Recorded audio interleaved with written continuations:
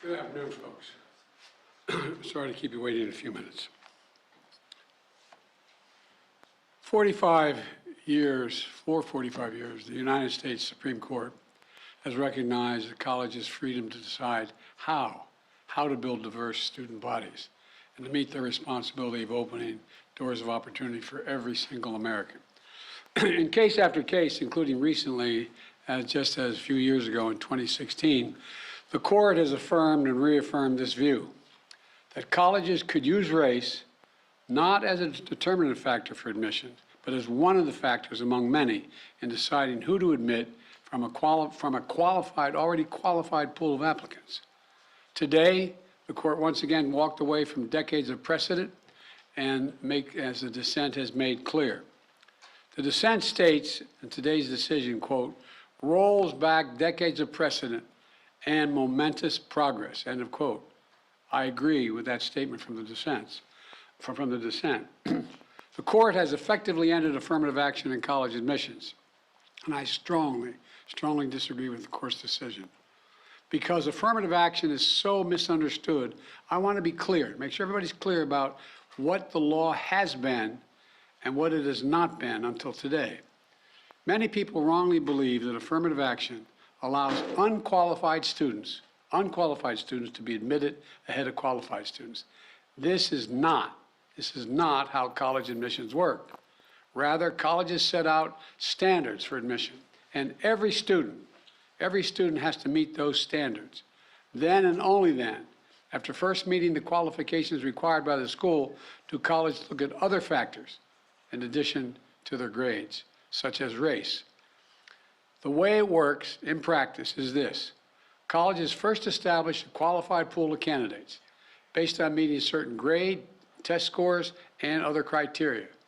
Then and only then, it is from this pool of applicants, all of whom have already met the school standards, that the class is chosen after weighing a wide range of factors, among them being race.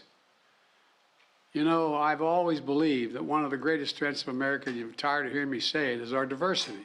But I believe that. If you have any doubt about this, just look at the United States military. The finest fighting force in the history of the world. It's been a model of diversity. And has not only made our nation better, stronger, but safer. I believe the same is true for our schools.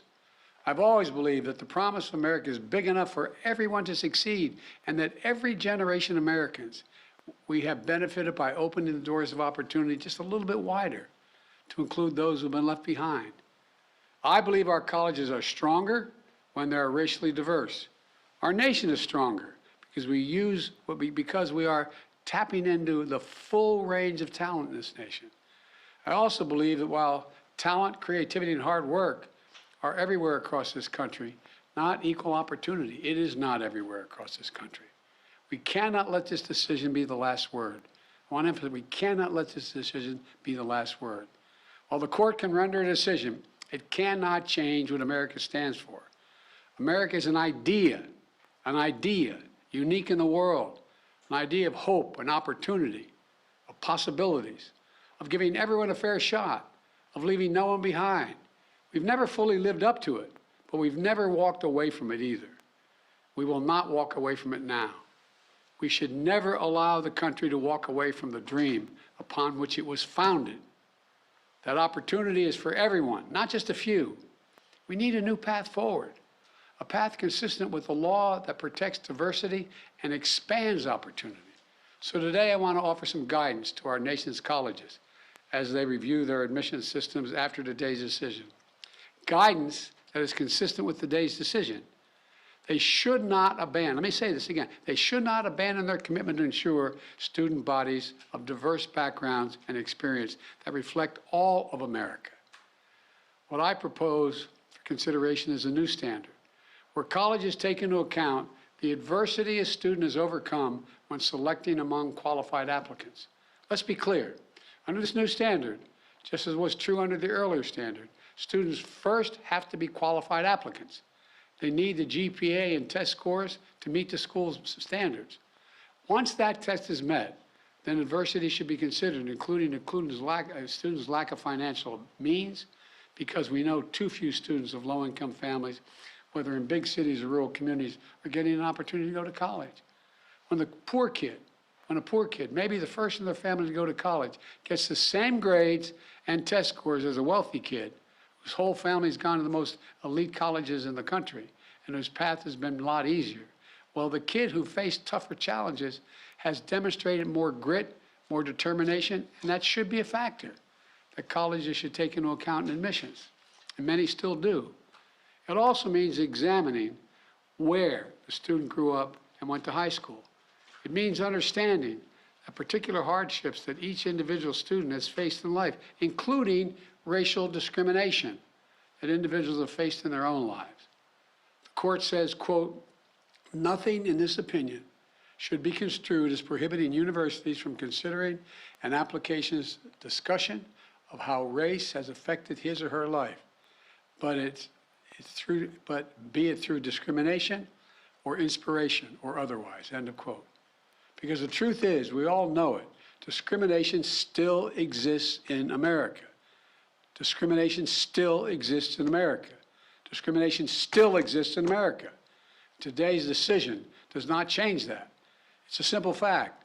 If a student had to overcome adversity on their path to education, the college should recognize and value that. Our nation's colleges and universities should be engines of expanding opportunity through upward mobility. But today, too often, that's not the case. The statistics, one statistic, students from the top 1% of family incomes in America are 77 times more likely to get into elite college than one from the bottom 20% of family incomes. 77% greater opportunity. Today, for too many schools, the only people who benefit from the system are the wealthy and the well-connected. The odds have been stacked against working people for much too long.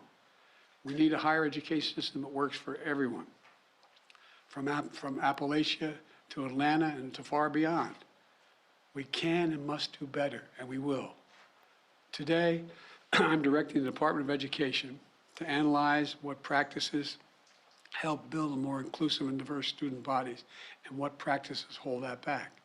Practices like legacy admissions and other systems expand privilege instead of opportunity. Colleges and universities should continue their commitment to support, retain, and graduate diverse students and classes. You know, and companies who are already realizing the value of diversity should not use this decision as an excuse to turn away from diversity either. We can't go backwards. You know, I know today's court decision is a severe disappointment to so many people, including me. But we cannot let the decision be a permanent setback for the country. We need to keep an open door of opportunities. We need to remember that diversity is our strength. We have to find a way forward. We need to remember that the promise of America is big enough for everyone to succeed. You know, that's the work of my administration, and I'm always going to fight for that. And I want to thank you all. And I know you've been told I have a helicopter out there waiting to go up to do an interview in New York. I'll be talking more about this, a live interview. But thank you very much, and we're going to have plenty of time to talk about this. But we're not going to let this break us. Thank you. President Biden, the Congressional Black Caucus said the Supreme Court has thrown into question its own legitimacy. Is this a rogue court? This is not a normal court. Should there be term limits for the justices, sir?